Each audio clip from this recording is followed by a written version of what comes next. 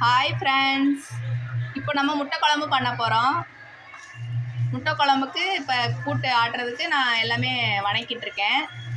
என்ன வணக்கிட்டு இருக்கேன்னு பார்த்தீங்கன்னா, வெங்காயம், தக்காளி, பூண்டு, முட்டை குழம்பு மசாலா கொஞ்சம் போட்டு, சோம்பு, கொஞ்சமாக மல்லித்தலை போட்டு நல்ல எண்ணெயில் நல்லா ஃப்ரை பண்ணிட்டேன்.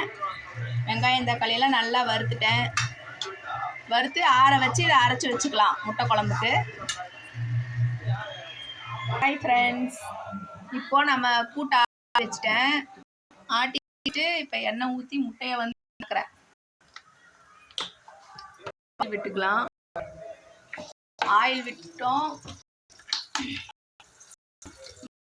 கொஞ்சம் உப்பு இதில் கொஞ்சமாக போட்டுடலாம்.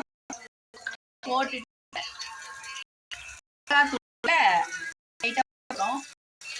போட்டுட்டோம் கொஞ்சம் மிளகாத்தூள். இப்போ முட்டை இருக்கு இல்லையா, வச்சிருக்கிறேன் முட்டையை அதில் போட்டுடலாம்.